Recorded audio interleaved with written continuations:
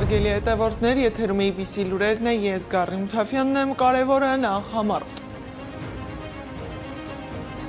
Ահազանգ Արցախի մենք ենք մեր սարերը հուշարձանը ոչնչացնելու մասին Գեղարդ հիմնադրամը դիմել է միջազգային մշակութային կառույցներին։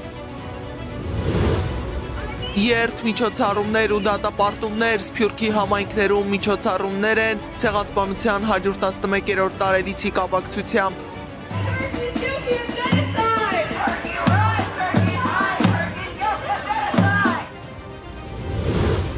ԵՄ առաքելություն և Ռուսաստանի Դաշնության արձագանք, ինչ է հայտարարել Ռուսաստանի արտգործնախարարության պաշտոնական ներկայացուցիչը։ Հրապարակվել է 1000 խոշոր հարկատուների ցանկը, որ ընկերություններն են տասնյակում։ Ադրբեջանում 8 պաշտոնյա է ձերբակալվել, որն է մեղադրանքը։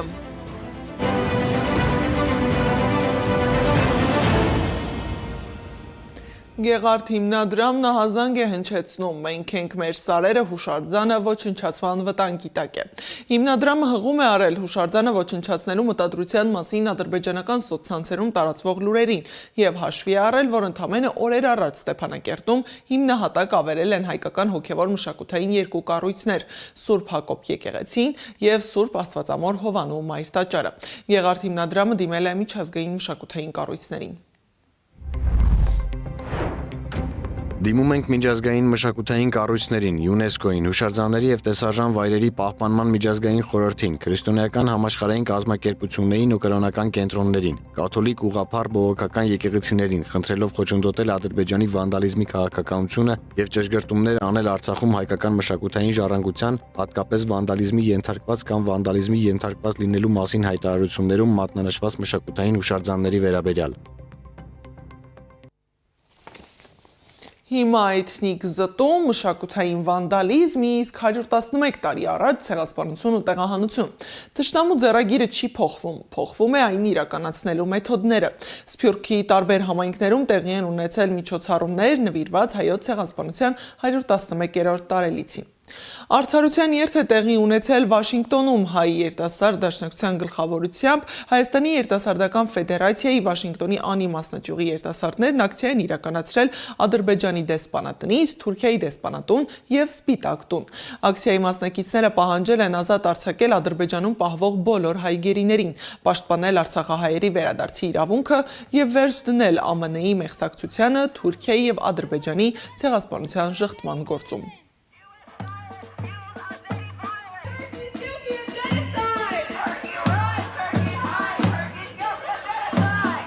Generations lived and died under foreign rule, and yet that did not stop them from being Armenian.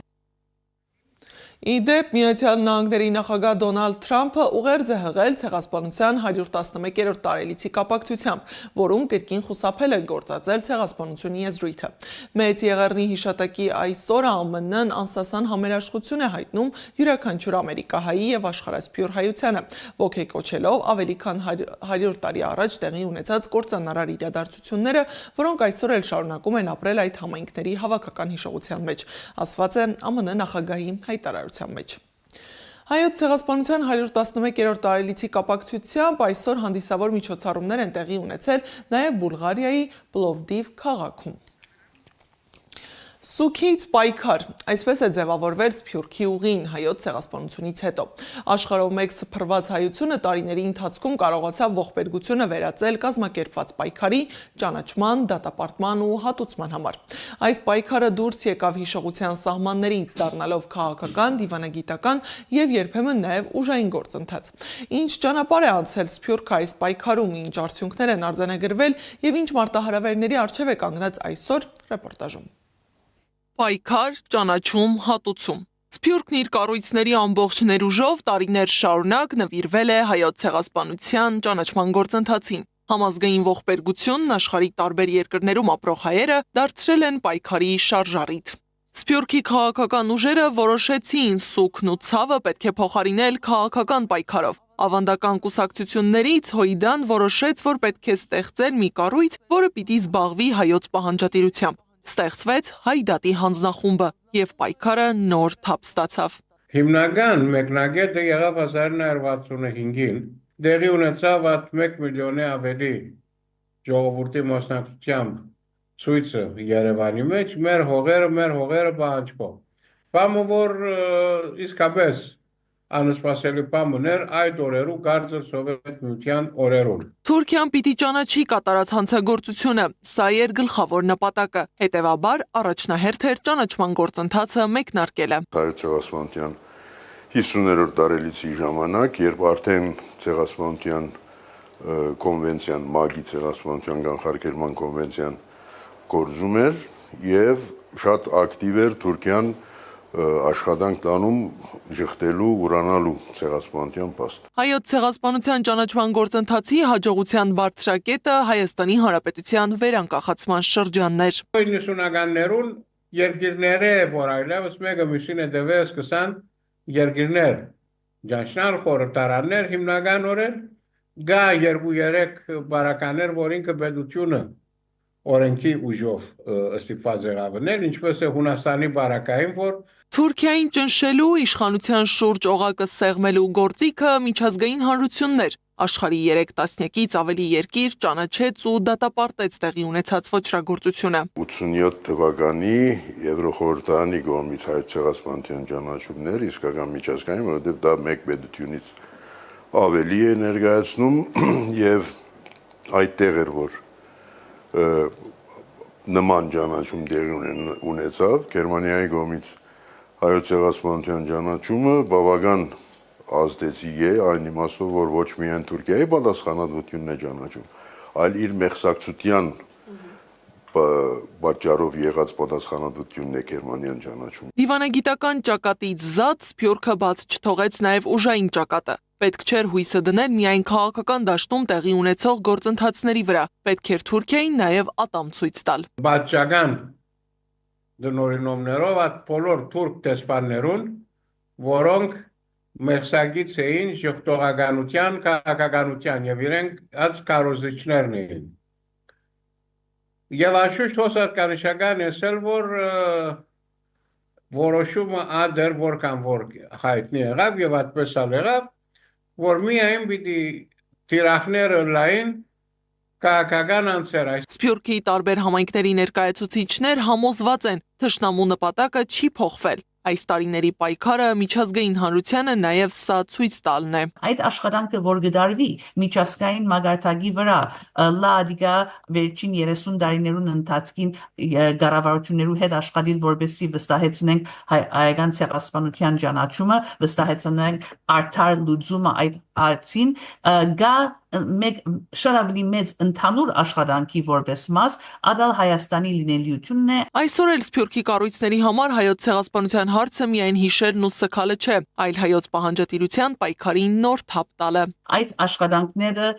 երբ որ գոչական ցերնակները դեղի կունենան, միշտ միտքը գլա հաջորդ քայլերը ինչ են, եւ այդ քայլերը դեղի կունենան մեր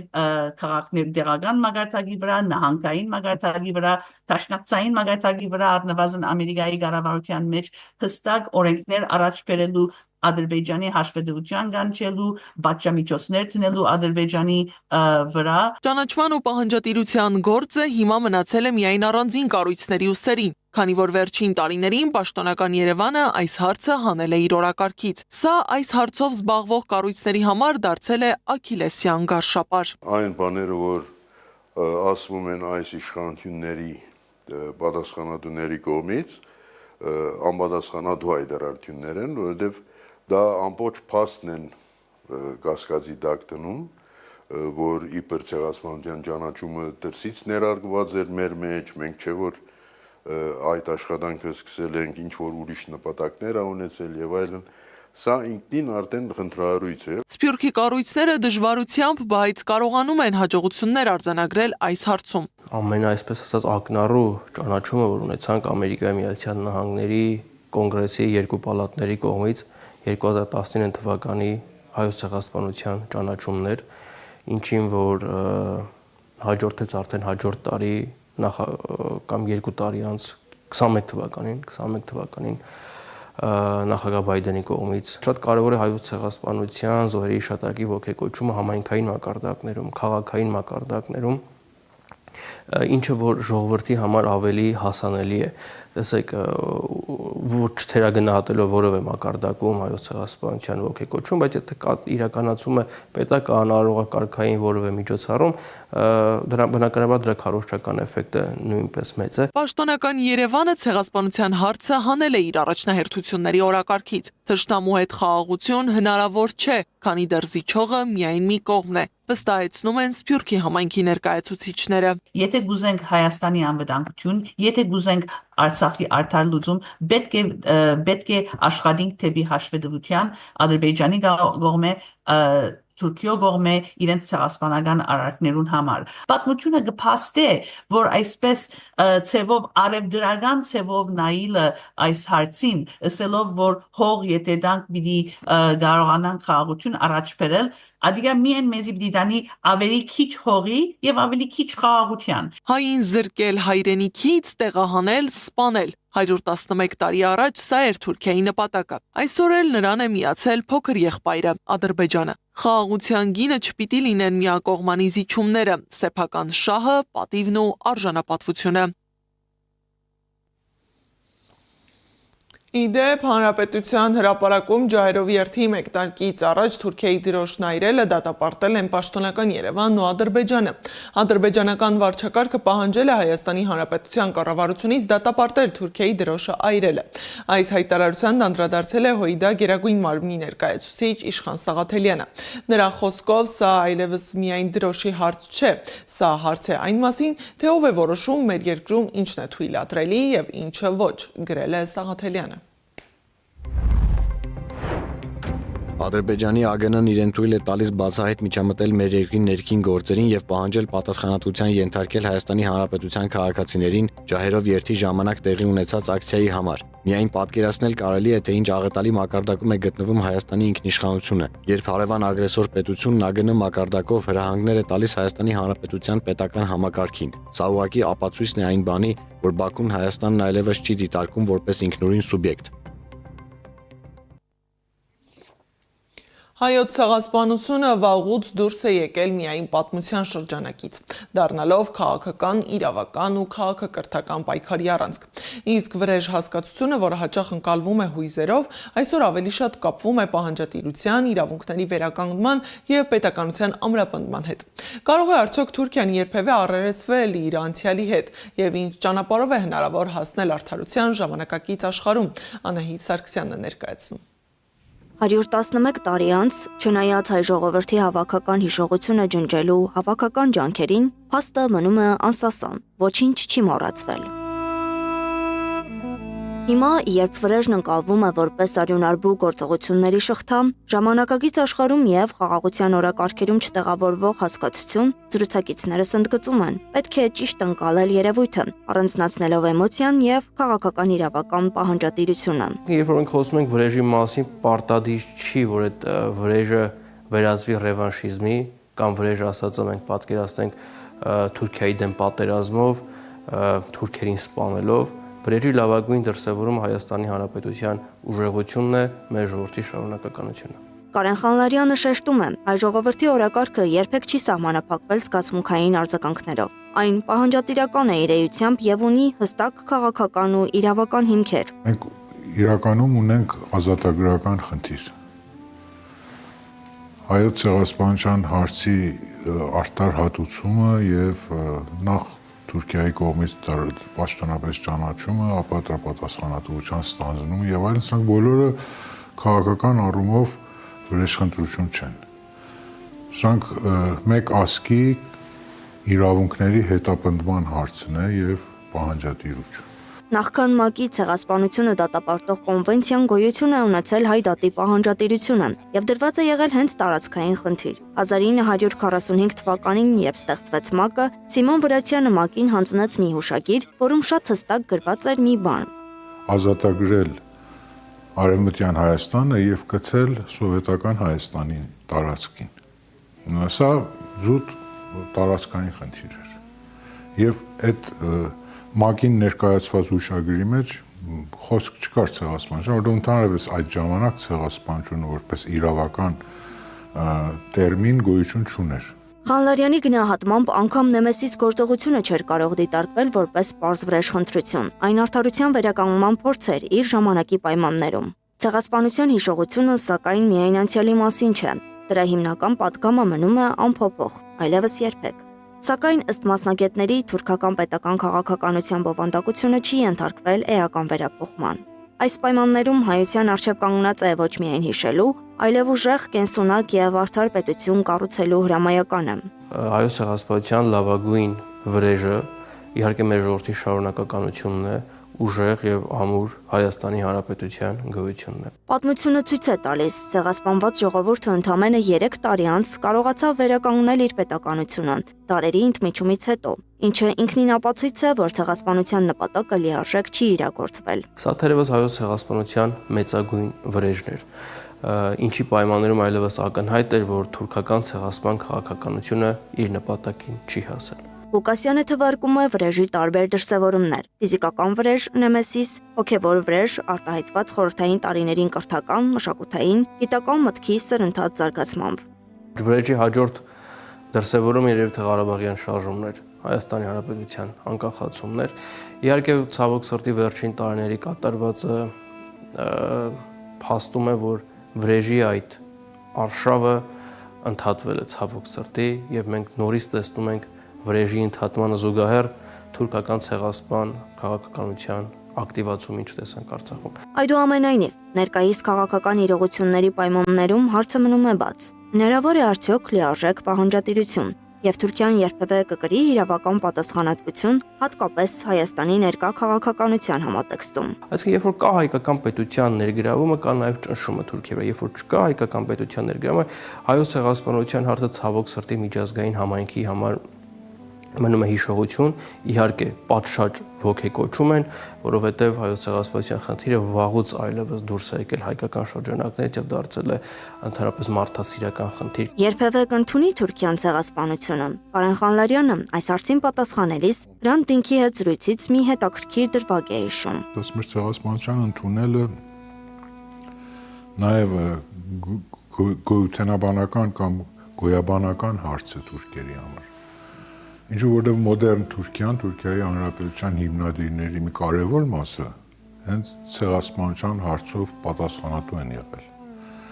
Եվ բնականաբար, եթե ընդունեն թուրքերից, այսինքն Թուրքիայի կառավարությունը ընդունի երբևէ ցեղասպանությունը, դա խորքում կնշանակի, որ իր հիմնադրության ամբողջ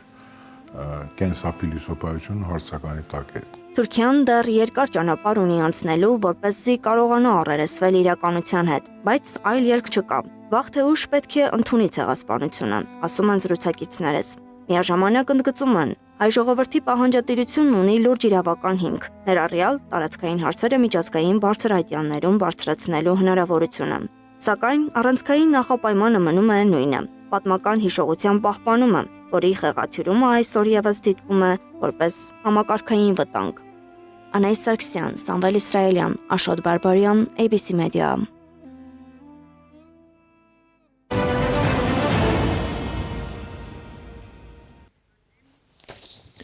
Եվրախորհրդարանի պատգամավորներն ապրիլի 35-ը քվեարկեն ԵՄ-ի Հայաստանի ժողովրդավարական դիմադրողականության աջակցության վերաբերյալ բանաձևի շուրջ։ Բացի այդ, Եվրախորհրդարանը կոչ կանի ավելի շատ ջանքեր գործադրել Հայաստանի ընդհանուր ժողովրդավարական դիմադրողականությունն ամրապնդելու համար, քանի որ ԵՄ-ն վերջերս նոր քաղաքացիական առաքելություն է սկսել աջակցելու Հայաստանի իշխանության կարողությունների զարգացման եւ բազմաշերտ սպառնալիքների դեմ պայքարելու համար։ Ռուսաստանի արտաքին գործերի նախարարության խոսնակ Մարիա Զախարովան հայտարարել է, որ Մոսկվան հուսով է, որ Հայաստանի իշխանությունը թույլ չի տա, որ երկրում ԵՄ նոր առաքելությունը Երևանին ներգրավի հակառուսական քաղաքականության մեջ։ Զախարովան ընդգծել է, որ Արևմուտքը ձգտում է Հայաստանը վերածել իր ֆորպոստի, սակայն Երևանը չպետք է իրական օգնություն ակնկալի ԵՄ-ից։ Պետեկամուտների կոմիտեի պաշտոնական կայքում հրապարակվել է 2026 թվականի հունվար-մարտ ամիսների ընթացքում առաջին 1000 խոշոր հարկ վճարողների վճարած հարկերի և վճարների վերաբերյալ տեղեկությունը։ Այսպիսով խոշոր հարկատուների տասնյակում են Mobile Center Art-ը, Gazprom Armenian, Զանգեզուրի պղնձամոլիբդենային կոմբինատը, Grand Tobacco-ն, Soft Construct-ը, InVBAM-ը, Digitane-ը, Philip Morris Armenian, City-ն, Թեղուտը։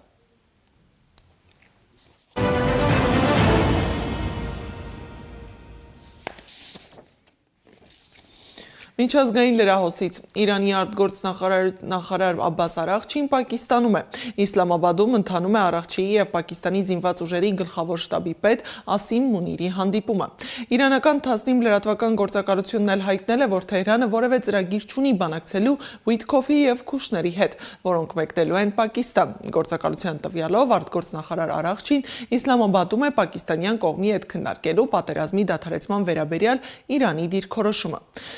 Զուգահեռ Սպիտակ տունը հայտարարել է Իրանի հետ երկխոսության առաջընթացի մասին։ Սպիտակ տան մամուլի քարտուղար Քերոլայն Լևիթը հայտարարել է, որ իրանցիները կապ են հաստատել և խնդրել դեմ առ դեմ հանդիպում կազմակերպել։ ԱՄՆ նախագահն էլ որոշել է գործուղել Սթիվ Ուիթքոֆին և Ջարեդ Քուշներին, լսելու Թեհրանի առաջարկները։